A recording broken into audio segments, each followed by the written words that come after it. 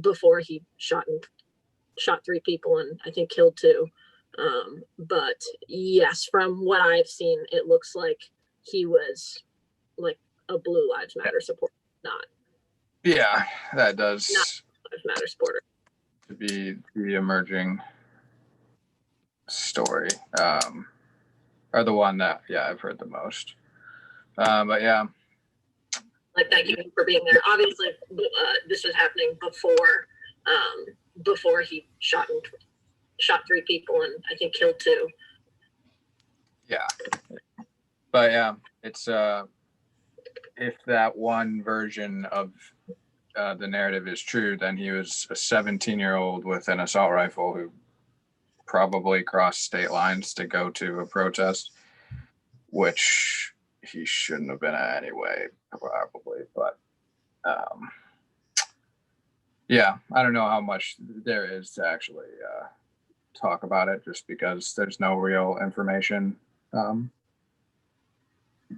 But it certainly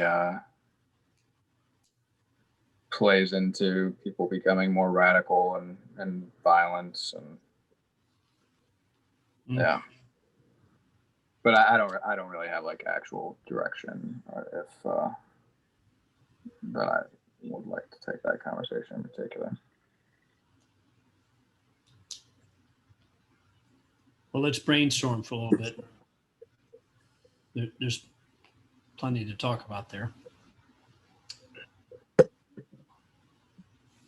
Second Amendment dimension of that. It's another dimension.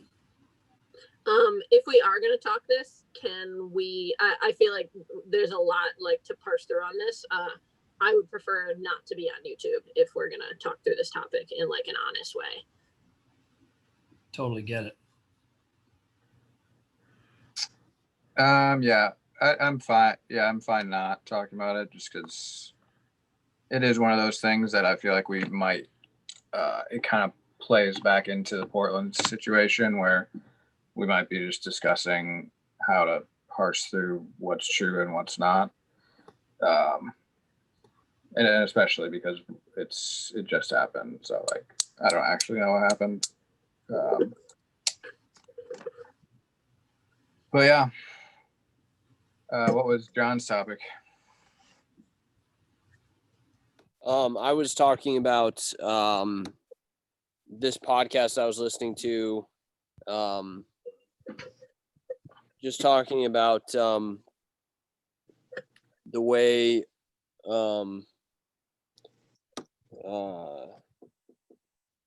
basically the U.S. financial system and military work together to basically maintain American supremacy in the world, and do that through all sorts of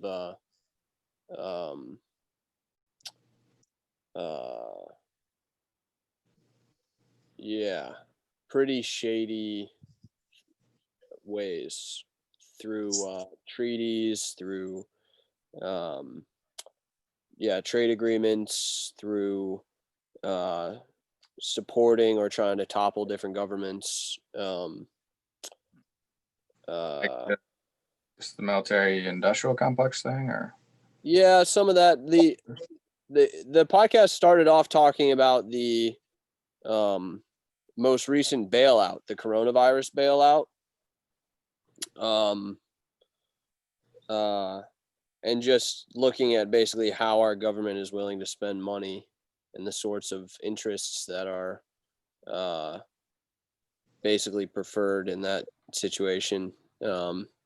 Just looking at all the money poured into the stock market and the Federal Reserve. And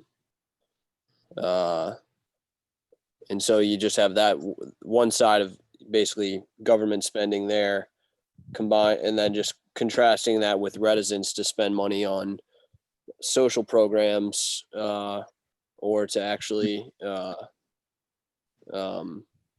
support basically full unemployment benefits, or just all sorts of social programs that would actually affect more than just the wealthiest class of people who actually own all the stocks and whose financial success is actually represented by the stock market. And yeah, there's just, so anyway, that's how that podcast started, was basically just a pretty damning analysis of how just ridiculous that bailout was, and how it just really similar to the bailout after in 2009. And Just because where different percentage portions of the money went, or yeah, just where the money went. I mean, the money went to just enriching the wealthy primarily, and propping up businesses who basically are just waiting for these opportunities to basically like, well, there's a virus, like activate our lobbyists who have been lobbying to have this stuff ready for a long time, just like they did in 2009, and like just pump a bunch of money into our business because of this virus. And these are just massive corporations. And there really isn't a way for that to trickle down to the people who actually need it right now. so is it more focusing, because people always talk about like funding social programs and talking about how much we spend on the military. Was it much more about that, with also a disapproving glance at how our military might is used, or is it both? Yeah, so it was looking at, it started off talking about basically how the aid for the coronavirus package was spent, and it looked at how our military is used to enrich that same class of people. The same class of people who is enriched by this bailout are the same people that our trade agreements and our foreign aid and our military industrial complex, those two things work in tandem to basically keep the world and keep lots of different countries, particularly Venezuela was the one they talked about, under our sway and forced to basically run its economy through us, and forced to become dependent on us. It's interesting. There's a lot of self-called socialists are big supporters of that narrative as well, that it wasn't communism that failed Venezuela. And it's not communism that keeps failing. It's the United States going around the world and basically decimating the economies and societies of every country that attempts it. Yeah, I never put much stock in that in regards to Venezuela. It'd be interesting. Was that a convincing? Well, it was, let's see, so this was just like an hour and a half podcast I listened to today, and I actually don't really know much about what's going on in Venezuela. I didn't really get a chance to read basically about the system there. I mean, is it a communist state? I mean, is that a socialist state? I mean, that's the impression I got, is that it's a socialist state, with and then shared collectivized monopolies in some areas of the economy, and then but it's not totally collectivized like the Soviet Union. It's like partially collectivized in some areas and then not in others, which is basically what China does.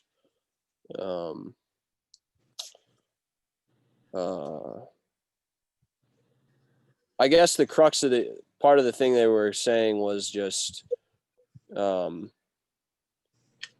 free markets. I don't know. It was definitely poking some holes in this idea of free markets that we like to hold up. which is free markets are only free when they just directly benefit the U.S. Basically, our government will interfere to make it better for our economy and better for our companies and better for our economy as much as we want, but we'll just condemn the heck out of anyone who does something similar in their countries, which is basically what Venezuela is doing and what China is doing. And people are freaking out because it's like the U.S. is at some sort of disadvantage, or these countries aren't playing fair.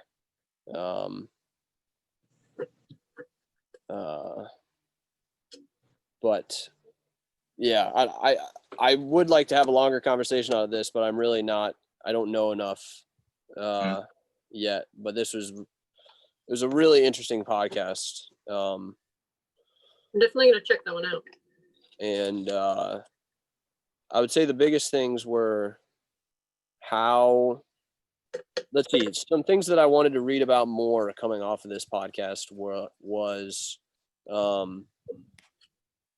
basically how the U.S. is able to actually maintain such a huge deficit. Like, why do we have so much debt, and how are we able to actually, like, what does it mean for the United States to actually have that much debt? What does it mean for China to be buying Federal Reserve bonds to basically have a share in our debt, or basically our own debt our debt? that big proportional to our GDP compared to the world's average? I don't know the answer to that. What is it basically? What with regards to Venezuela? So that's one question, and then the other question is what actually is going on in Venezuela, and why are we? Basically, they talked about how the U.S. had seized over $5 billion in assets from the Venezuelan government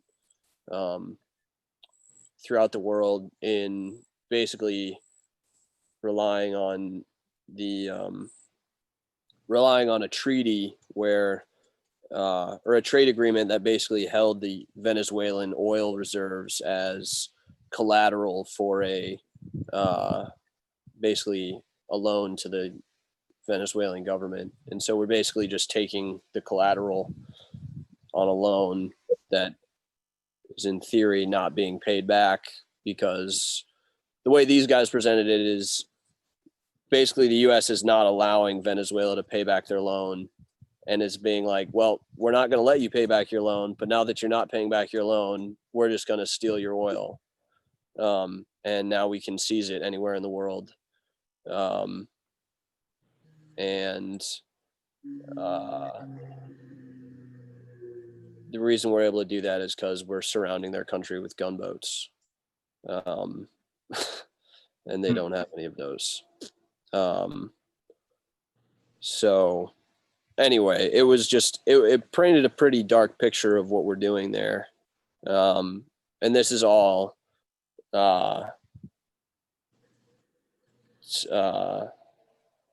who knows what's going on in Venezuela? I'm sure there's some sort of human rights flag that can be waved here. But how much of those violations of human rights going on there are we responsible for because of our sanctions? And how have our sanctions actually really crippled the economies there? And how have our trade agreements really crippled the economies there? Because if you read about what we did, if you look at basically what happened to Haiti in the last 25 years, sanctions and trade agreements and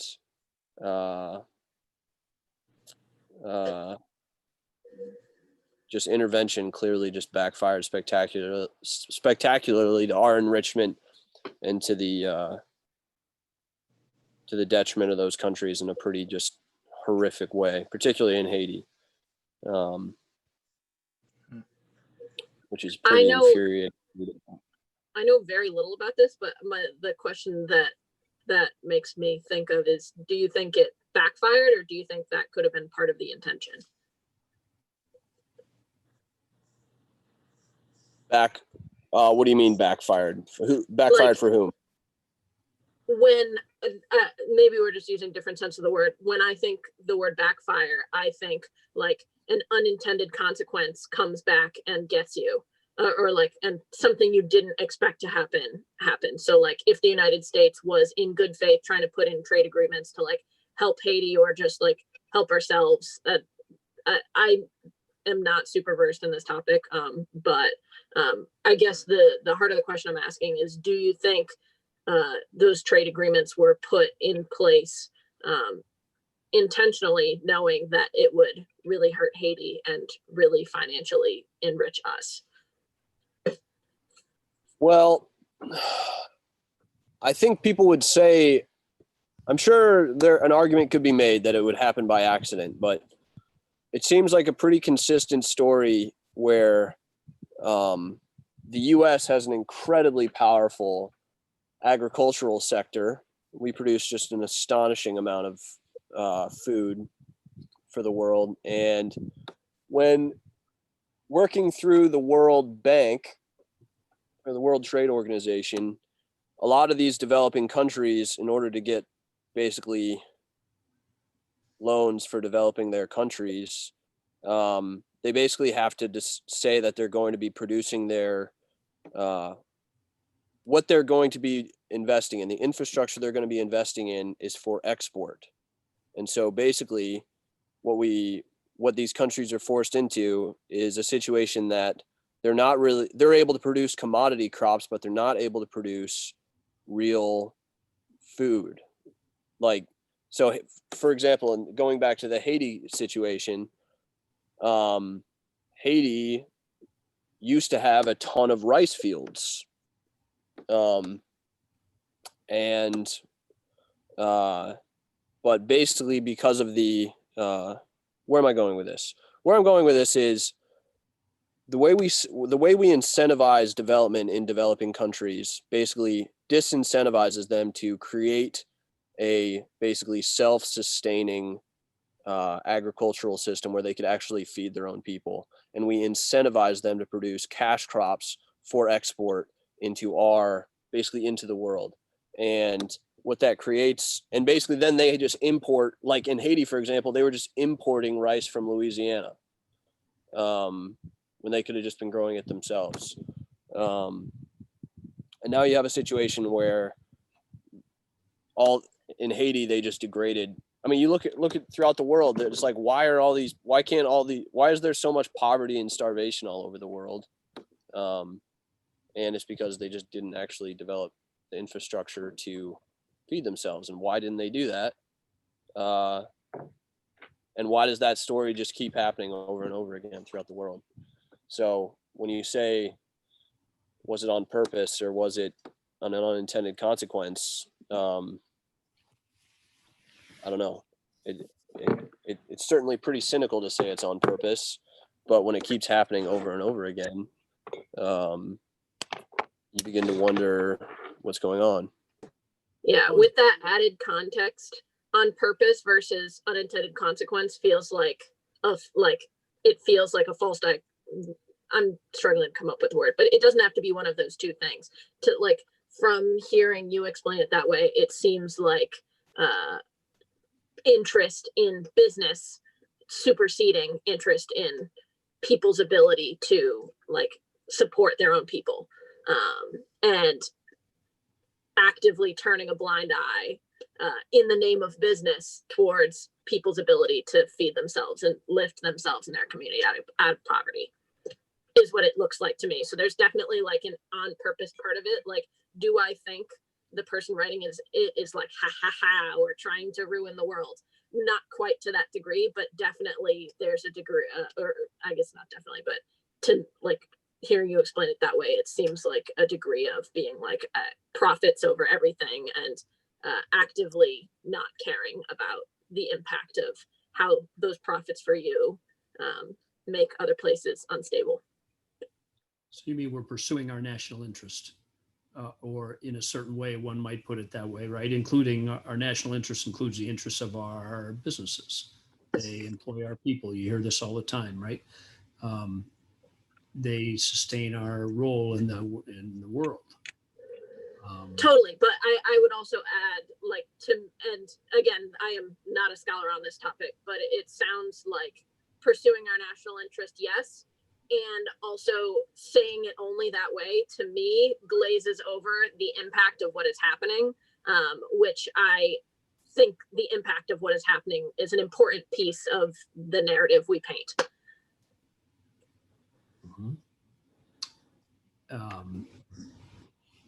Say that last thing again. It's an important piece of the narrative we paint. You mean it's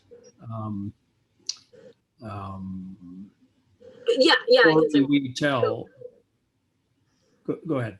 Yeah, so if I were someone who this was like, let's say I'm the business exec that wants this deal to go through, what I, like, if somebody pushes me on it, I'm going to say we are pursuing our business interests or national interests. Like, that's what I'm going to say, because that it, like, on its own, like, sounds good and would convince people.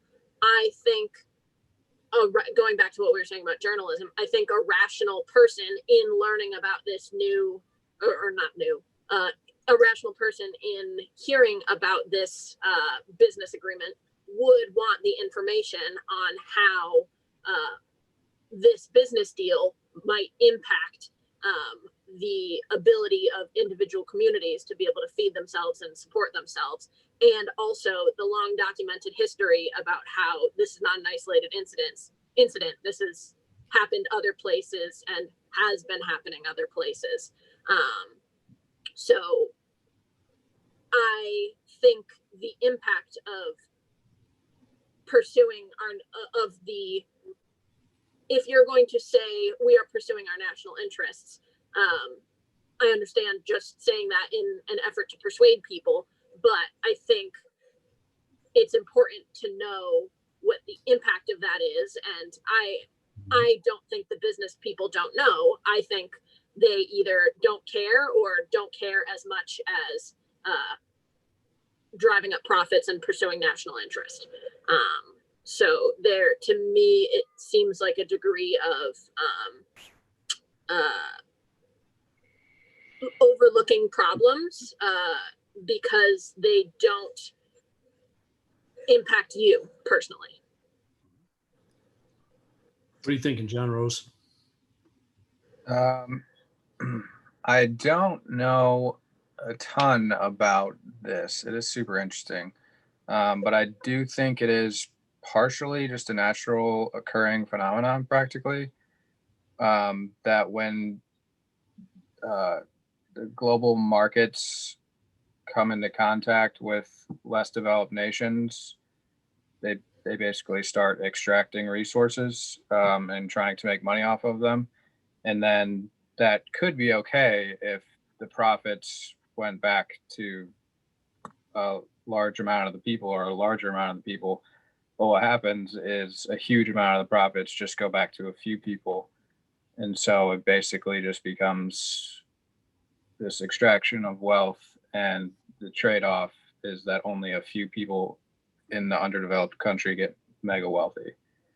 So I think that just happens. And then so that's only half the story. That it's like, so say that's happening in a particular country where they've come in contact with the global market and, the resource extraction's going on, right? And, some economic development is happening there.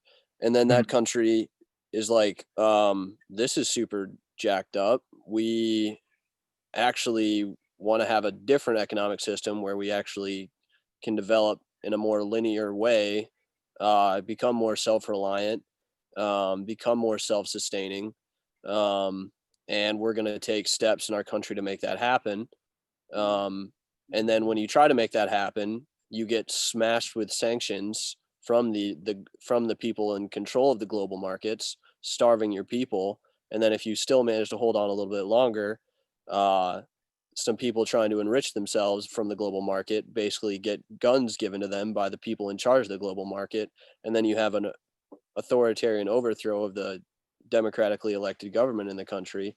And then if that doesn't quite work, then maybe the government said before sends in troops or blockades your country or something like that. It's not just an economic thing. I mean, that's what's so messed up about this, is that it's not just, it's economics backed up by you're going to play the game we want you to play, or else, basically. Yeah, To hell with self-determination. I do certainly.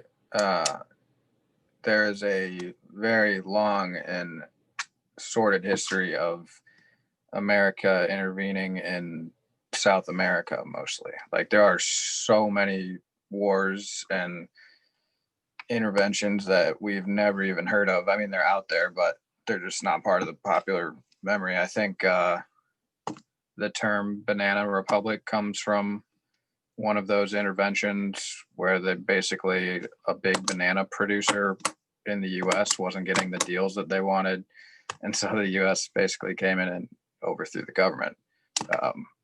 So yeah, I was not under the impression that it was backed with military force anymore. I thought it was mostly economic, but yeah, I don't know.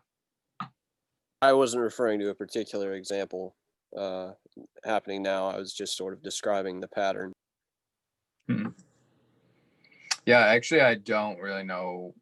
I was not aware that we had quite a contentious enough relationship with Venezuela that we had military blockade essentially around them. Yeah, I don't know. Military blockade's probably too strong of a word, but I know there are ships in the area around Venezuela. Yeah, I don't even know if I could articulate what our issue with Venezuela is outside of they were condemned like in the last year or two for basically becoming a dictatorship, as the dictator basically threw out all of the levers of democracy and overthrew kicked all of their democratically elected people out of office and took over the country basically. That's all I really remember hearing about, but I have no clue why that really impacts us or why we would be sanctioning them or anything.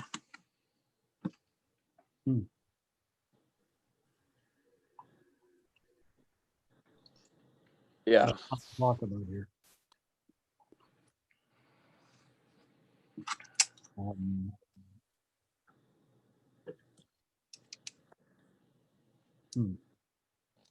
Yeah, JP, thanks for bringing this up. This is something I don't know basically anything about and would like to dive into more. Because, yeah, John, I can't articulate. I've heard Venezuela said in the news a bunch of times in the last year or two, but I cannot personally articulate why. So Yeah. if we only hear a tiny bit about it, it could be because it's not very important. That's one possible explanation for why there wouldn't be a lot of attention to it. But there are other possible reasons, such as actually it's very important and you're not allowed to look there. It depends on how you think the media work, and it seems to me, or what lens you look at it, the media through. Does the media go after all the important stories, or does the media There are people who accuse the media of doing exactly the opposite of that. They go after the stories that you're allowed to take a look at, and you should almost always watch the stories that aren't in the news, because that's where the action is. I think that's Go ahead. sorry, go ahead. I think that's an interesting question, especially considering different levels of the media. So like when I think like national news, most of the stories that they're talking about there are things that people at least have a framework for understanding, because they are aimed to be like consumed by like a mass audience. So like what I think about that finds its way in the national news most of the time are like major international events, like Beirut was like super in the national news, but also like a lot of presidential politics, because that's particularly hot right now and there's always something going on. But I forget what this podcast was. It might have been like a John Oliver special or something, but he dove into talking about about local news and how local newspapers are like super underfunded, but that local newspapers are able to dive into more of the like corruption type of things that are happening at like a lower level that like national news like doesn't dive into, because it like just isn't what sells or goes at prime time. So I think the focus of journalists at different levels of consumption that's intended, so like national news versus local news, I would be very interested to see the differences in between how, like what kind of stories people chase from different levels. Yeah. It's not.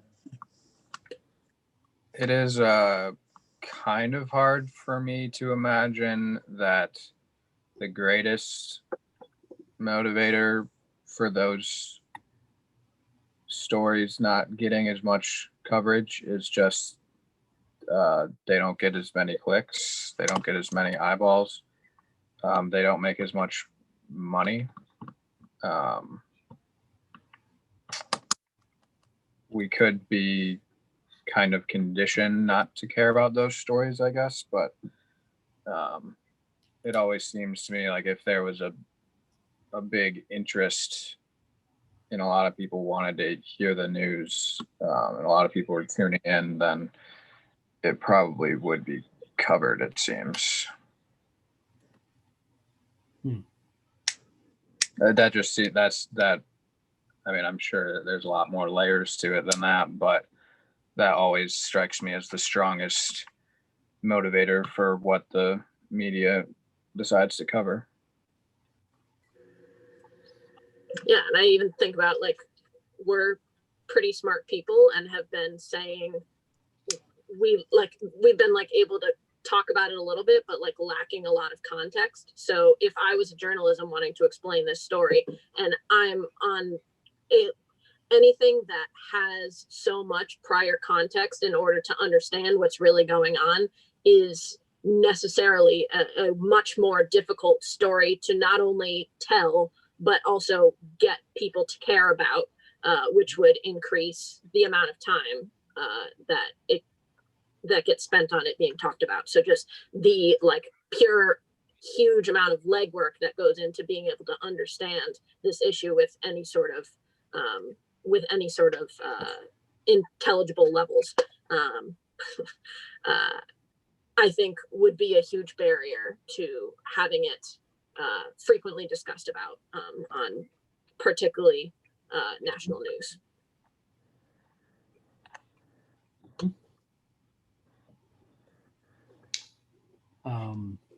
And I guess a counter argument, depending on how well connected we think the most wealthy or elite are, it could make more sense that they make more money by not covering these stories than by covering them. So my financial motivation factor would actually mean the opposite if they made more money from people not caring about them.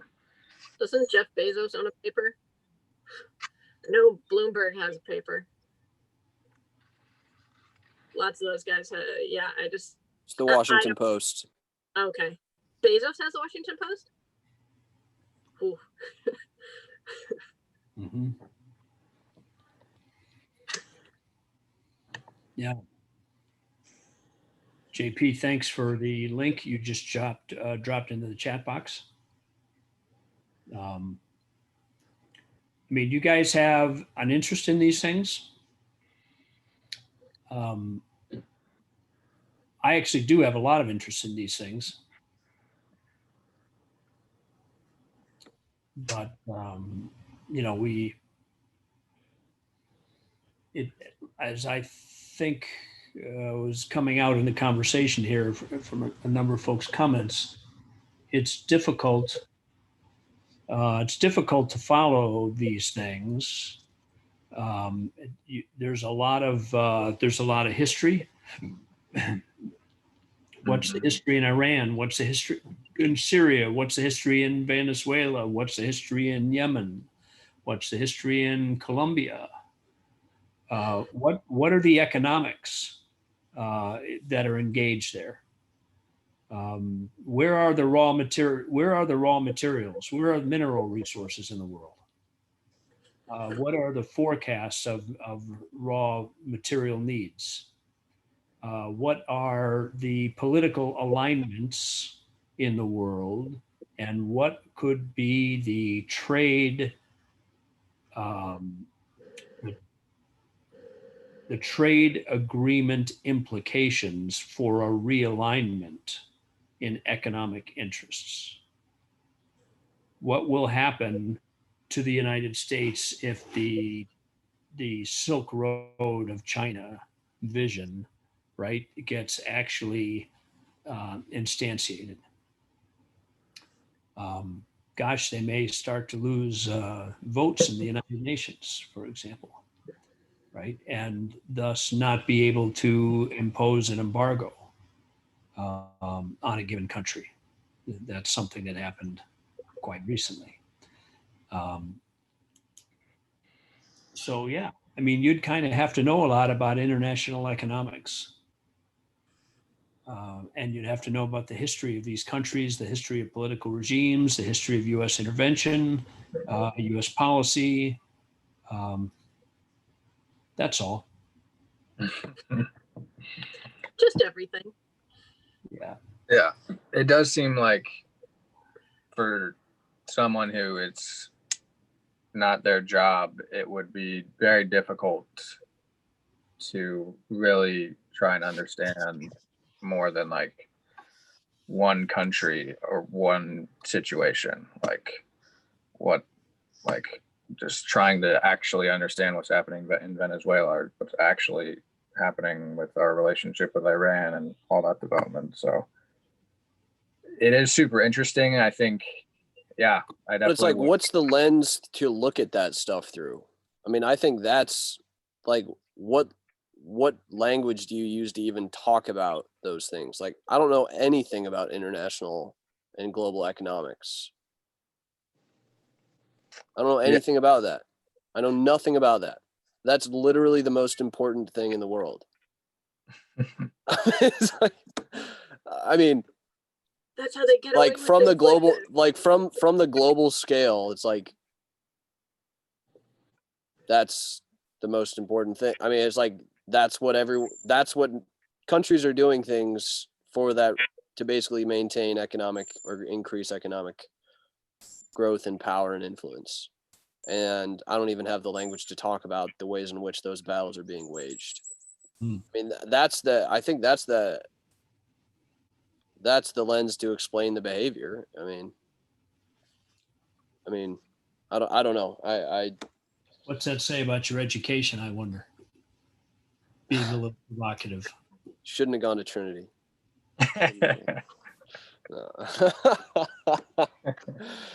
I mean, to pick on any particular level, the question is, when do you start to lay the foundation there? Yeah. Yeah, when do you start to lay the foundation? What would it be like? Yeah, is it possible to grow up in the United States and basically have no idea what's going on in the world? Is that an accident or is that on purpose? Yeah. Another question. And if it is, in whose interest is the current shape of education? What are the worldviews we're operating under? That's a big question and a really important one. Apparently, it's not our job, or nobody thinks it's our job. I mean, I'm saying that in the sense of, look, if this was your damn job, you sure better find out how it works. If this were your world, if this were your job, if it were on you in some sense, right? Then how could you go through life without knowing some of these things we just sketched? But maybe you don't think it's your job. Maybe you don't think, first of all, we can do anything about it. Maybe you don't think it's where the real action is anyway. It doesn't matter what happens here all that much because you have some other story about what really matters. I mean, I could wax religious for a moment and say, maybe you should just be caring about the state of your own soul, right? And you should love your neighbor as yourself. But, the poorer you will have always, and you can't influence these international systems.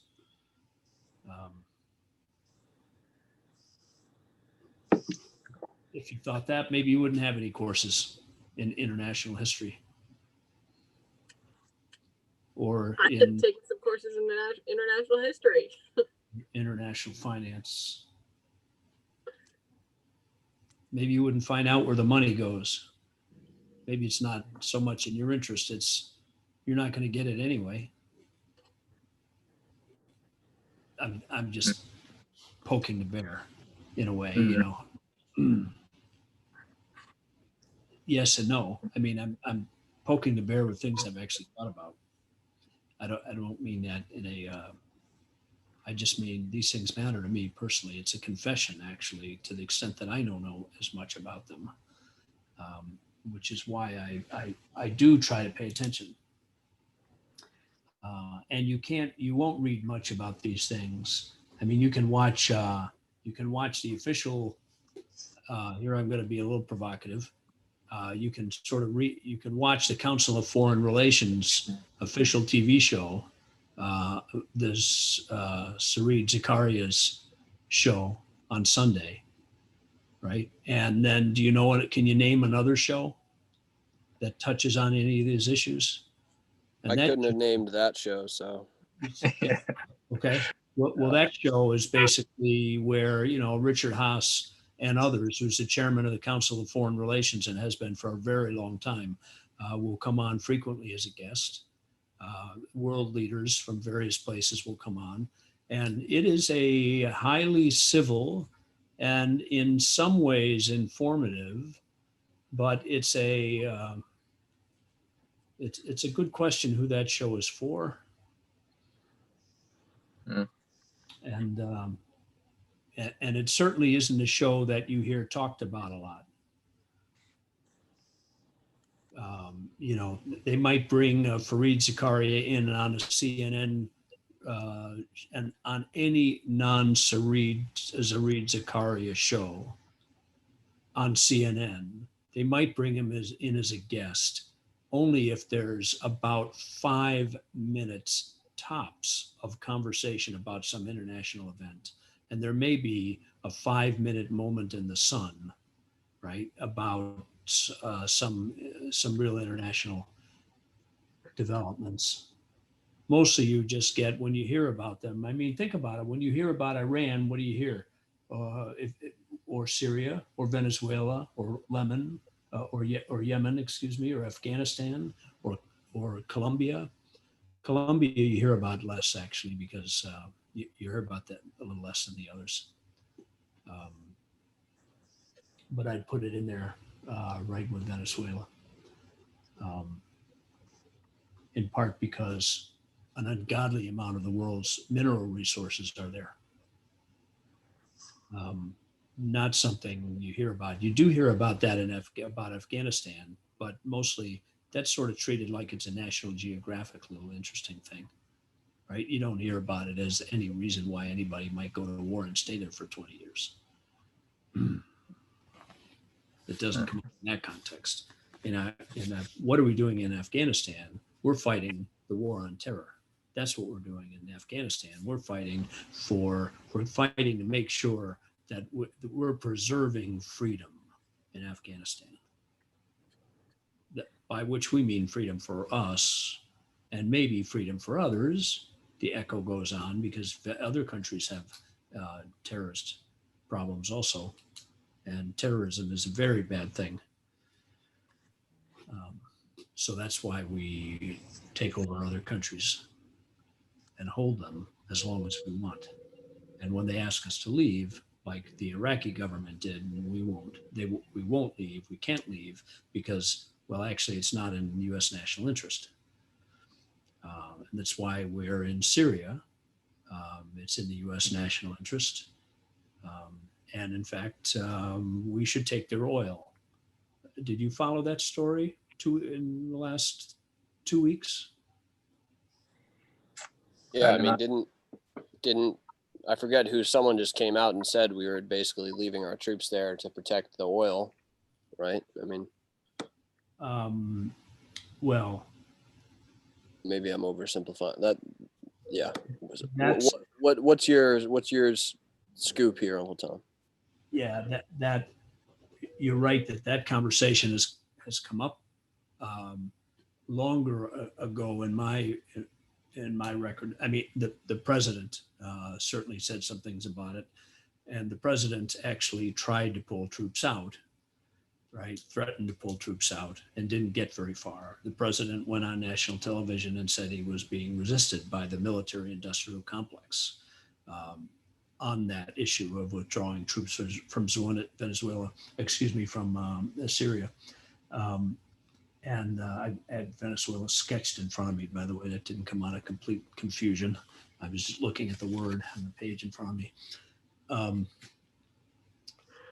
I should stop looking at my list.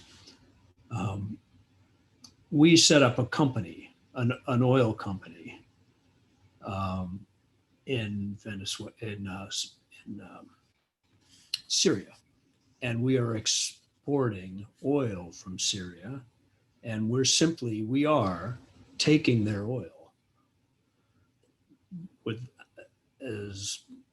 let's see, I read 2 or 3 accounts of this is all. And it was several weeks ago, and my memory is not so sharp as I move from one thing to another that I remember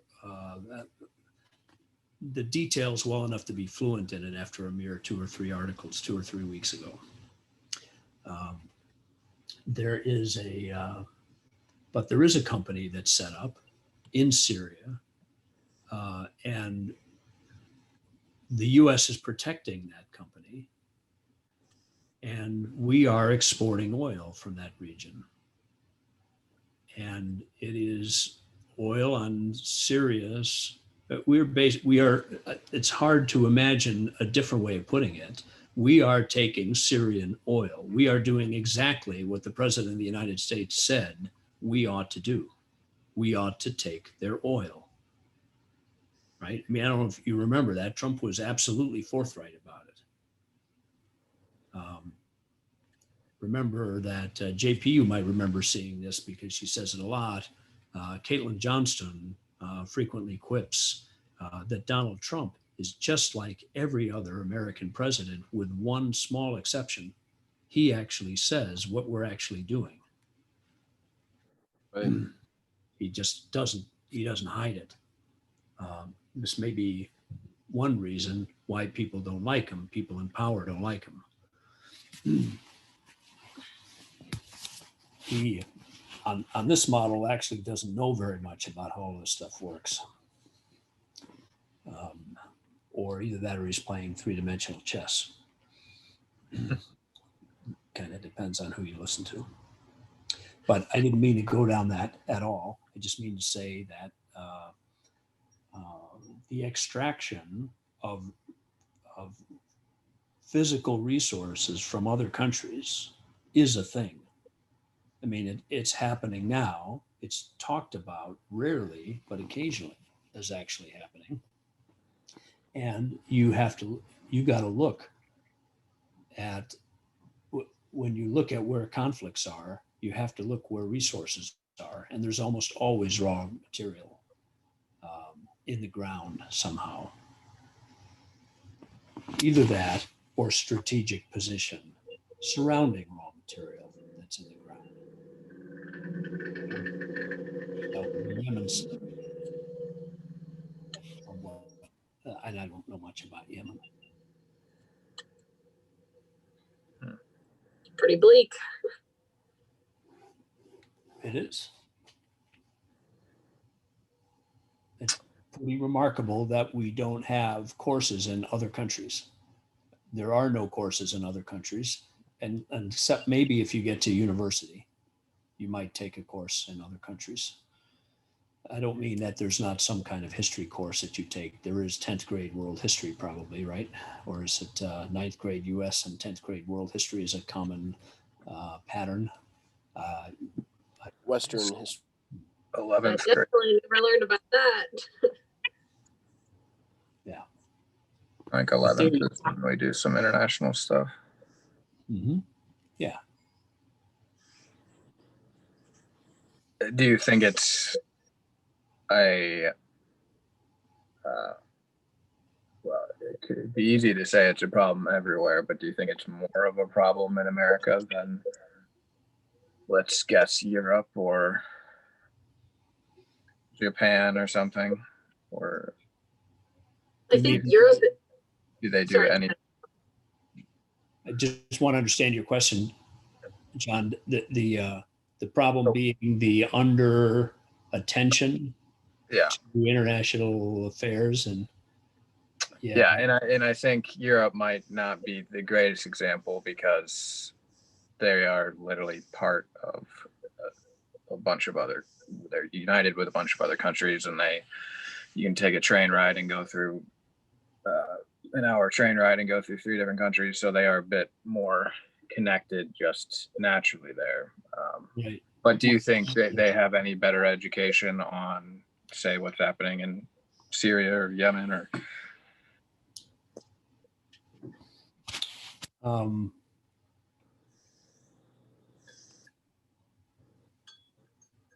Number one, I don't know. Number two, I think so. Number three, that has to be qualified because I still think that they're being sold. I think they've got corporate media interests also. But I do think that nobody's done so good a job at isolating the people of their countries from an understanding of world affairs as we've done in the United States. Now, that's either we've done it on accident because we really don't care. You give all kinds of explanations for it, but I don't think anyone knows so little about the rest of the world as we do. But I don't have a fresh account to offer that, that last year I read this report on who knows what in what countries, et cetera. I don't have the fresh version of that. I think that material's out there, and my guess is we could pop it up in about 5 minutes because I think what I'm saying is probably very easy to measure by some measures. I think an interesting data point in trying to put numbers behind the trend you're trying to say would be how many people from a country can speak other languages. That's a rich, in some ways that, yes, I agree. In other ways, that wouldn't quite be fair because we live in this huge geographic, largely English speaking space, right? And there's really nothing like when you go to Europe, you find out that's not the case, right? Yeah, and English is kind of the time, and there are 5 conversations in the Vatican at the same time, in 5 different languages or more within 2 minutes, right? You just sort of wander through the crowd and you're all kinds of different languages. And in general, that's more so in the United States in urban centers, but less so here than in other countries just because of our geography, I think. More so in tourist areas. It used to be so in cities also, when we would have neighborhoods, right? My dad went to a school that taught French, that spoke French for a while. It's the only school he could get into when they moved in Newport. Went to a French-speaking Catholic school. And I think he was in a German-speaking Catholic school too.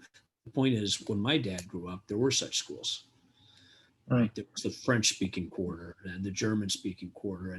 And there still sort of are those things afresh, but not so much. You don't have a Somali speaking school system anywhere.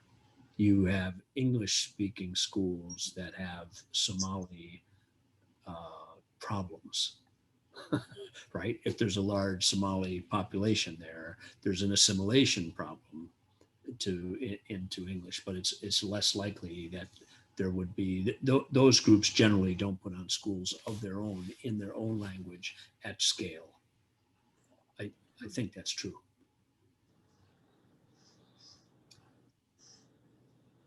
So growing up in this place, I think measuring language would be difficult. I think you could ask, you could lay out, one way to do it would be lay out a map and see if you could place where people were, or where are countries, right? Be interesting to see who's geographically literate.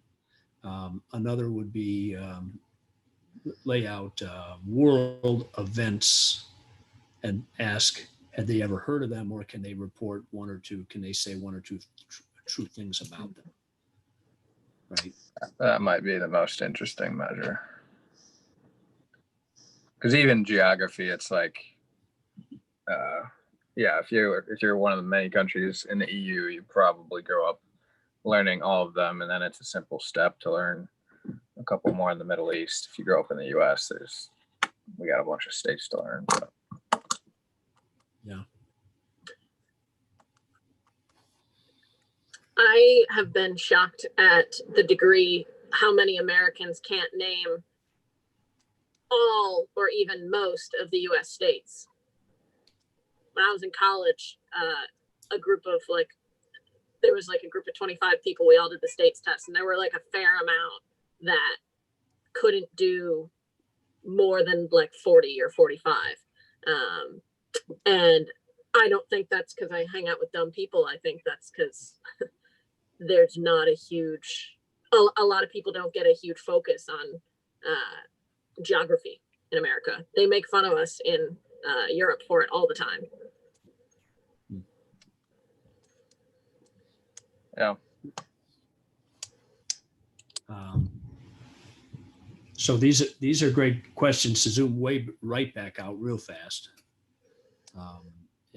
It would be good to pursue some of these things, but we probably ought to read a little bit. It'd be nice to line up a set of resources here. Here's a history of Venezuela, for example. I mean, a sketch, right? Mm-hmm. That would be, it'd be interesting to see if we could find resources like that, achieve a little bit of literacy, and then actually ask one of these, then hit one of these issues where we identify maybe a concept map, right? What are the main historical issues, touch points, right, of controversy, of insight, et cetera, into the international relations here?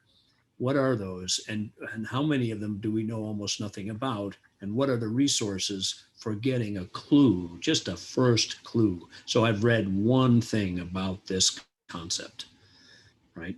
I suppose we could use Wikipedia, right? You could go a long way with Wikipedia, honestly.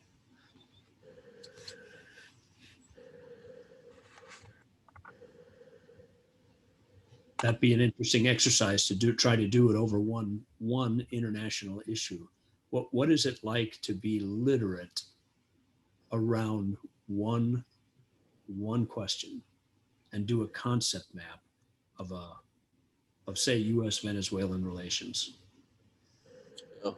Right, and just lay that out. What does that concept map look like? And we'd have to do some reading just to find out what the concepts are, and then maybe some more reading to find out that I know nothing about this. Right, I've never even heard that was a war. Right, I don't know anything about that. Right, when we run into those things, I mean, I think that's true. For example, with regard to U.S. relations in the Pacific. People have no idea what the history is there. I think we fought some world wars over there, right? And that's, some people know a lot more than that, but they may not know much about U.S.-Philippine relations, for example, right? Turns out that was a huge thing, or U.S.-Japanese relations, or U.S.-Chinese relations, right? Didn't those begin with Nixon in 1973? That might be what the informed person has to say, right? But or maybe they saw a movie, The King and I, or something, and they knew that there was a U.S. foreign presence in I think that country was Siam. This King and I was about, is it? Which is Siam is an old name for Thailand. Is that possibly right? I don't know. Something like that. Anyway.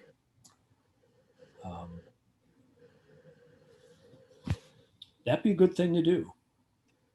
I'm going to look for a concept mapping tool. I used to have one that I liked, and then it disappeared on me. It was an add into Google called, I don't know, Mind Map maybe or something. And I may, I wonder why I let it go. It could be I let it go because I had to pay for it. And honestly, I don't pay for anything as a rule of thumb. I just look up the next free one. But sometimes that's a mistake. There are a few things that are worth hanging on to, and if they disappear, that would be that'd be a good one for us not to let disappear. So I'm going to take that as an action item and look into a concept map. Could you imagine just sort of running through and building one interactively while we're talking about something, right? And then you go off and you do a little bit of reading and you fill it in after the fact. And then you link articles maybe, right, that you find. And you might just leave it and say, boy, we're way over our heads here.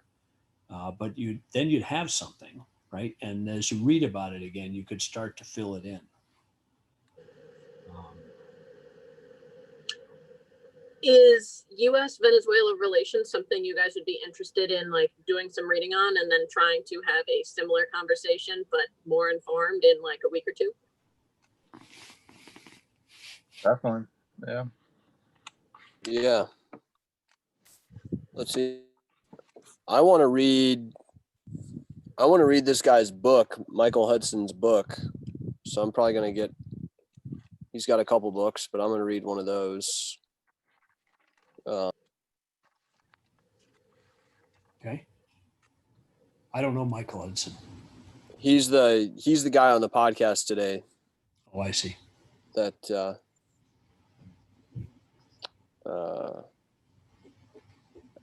just with in terms of just getting terms, getting concepts to map together. Yep. Now that'd be very good. Another thing to do on a concept map, by the way, in this space would be to throw up a handful of Twitter sources, right? So find somebody who tweets a lot on this issue. And probably you wouldn't want to do just one of those people unless you really had a lot of confidence in one. You might want to grab a few, especially where there are some areas of plain controversy. It takes a while to even figure out what the sides are sometimes, but it'd be nice to drop in a few Twitter links as well, so that when you wonder about something, you could just click on it and boom, right? This issue comes up in the news and this person's going to be talking about it. This must be what journalists do, by the way, right? I can't imagine that journalists don't do this. You could do it in a spreadsheet too, by the way, instead of a mind map, right? You could have a world affairs spreadsheet. Another tool for this, by the way, just with Twitter, is have you ever used one of those Twitter management tools? Hootsuite is one. I used to I have don't them. even have a Twitter. Yeah, they do. Gotcha. I do. I haven't taken flight. Okay. Well, Mm, Twitter is a very important search. Uh, Twitter is a search engine because what people will do, I mean, it's searchable. You can crowdsource. So you can crowdsource it in retrospect. I mean, and you just type in something, you know, the, the, the this coup in 1962, right? Or there wasn't Twitter in 62. So it's less likely that you'll find a Twitter reflection of the coup in 1962. And I'm making both of those. I'm putting 62 and coup together randomly. Okay. But if it ever came up in the news in the last decade, it will be reflected in Twitter. So you can search retrospectively that way, and you'll find people arguing, and they'll be dropping links in, right? And you can pretty quickly see who the main players are in the space. It is a search engine. Other people, by the way, establish relationships in Twitter, and they have people that they want to talk to. They either know who right now they want to follow on this point. I do some of that. Or they will just put out if they have followers. Sometimes people will just tweet into a space, onto a list, for example, into a topic, a question they have, and the world will answer it for you. That's particularly true if you've established a presence in a space. So if you have some friends in an area where you've been present. Does that make sense? It's pretty interesting. You crowdsource your searches live by putting real brains on the problem, just like that. People who are, and that's what these Twitter management systems do. They'll literally pop up. I used to roll this way for a while, right? Where literally tweets from people that I'm following are just popping up in the upper right corner like bubbles, right? Like soap bubbles. It'll just sort of pop up, right? And you can just sort of watch the world run by, and you can put a filter in. Twitter won't let you do that. The sons of witches, pardon my French, but they won't. Almost no one will give you that kind of control, with the exception of Google, to some extent, where you can write a bot. You can write a search bot, and it will come get you, right? I mean, I don't know if you've done that, but that's a very nice way. It's just to write a little search bot. It'll, anytime something appears in print on this, it'll show up in your box. You can set it to do it once a day, once a week, or instantly. Right? So if you want to stay informed on something, you can stay right informed, and Twitter will give you that kind of control in some measure. Google will. Twitter is ridiculously bad at it. I mean, it's almost criminally bad at it. I hate to say that because in some ways I like it, but in other ways I think it's remarkable. I don't understand it, actually, why they're not handing you an awful lot of control, because the algorithm for it is trivial. They give you all kinds of control. It's just control in the very few areas they want to let you have control. So would you like to hear more about entertainment? Would you like to hear more about sports? Well, gee, can I just drop a search string in? Right? No, you're not allowed to do that. Can't you just search on hashtags basically? And You can. That's right.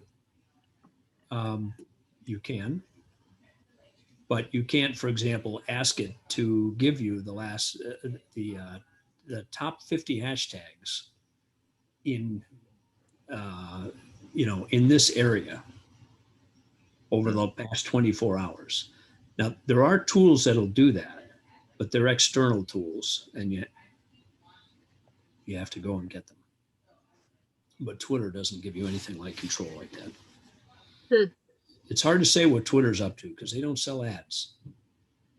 So it's hard. I don't actually understand Twitter's business model. I understand Facebook's somewhat better. Facebook gives you an enormous amount of control too much control. You can't possibly. It's more like, you know that. And I realize we're out of time, and I'm going to let us go in a second here. But you see these law shows, and someone will ask for some files, and somebody will comply with the subpoena, and they'll drop a semi truck full of files on them. Right? That's sort of the way Facebook manages control. Oh, you want control? Sure. Oh, absolutely. We're all interested in giving you control, and they give you more control, right, than you could possibly know what to do with, and you can hardly tell whether the control you actually want is in there or not. Right? They have enormous more control. It's rare that people will even give you a peek into the kind of control that they actually have. The tools they have to see are astounding. LinkedIn made this mistake once, and LinkedIn let a social network guru, the guy who wrote Gephi, which is a social network free software that you can get. That guy, they hired him, and they had a thing called LinkedIn Labs. And for a while, you could actually search you could map 500 of your contacts and see who's connected to whom. And they would actually let you see that until they didn't. And now it's gone, and now you can't do it anymore. Right? It just disappeared. It's not gone for them, it's just gone for you. Right? So someone else is monetizing your internet presence, monetizing it for them, not even informing you. Anyway, I digress. Those are the facts, I'd say, from my experience with them. I'm an objective reporter in this regard. That ridiculous. I'll see you guys on Friday. If we can make it. I will make it. Great. Heading to the 3-lens matrix, and I'm trying to do some work on it. And hopefully there'll be some fun things to do on Friday.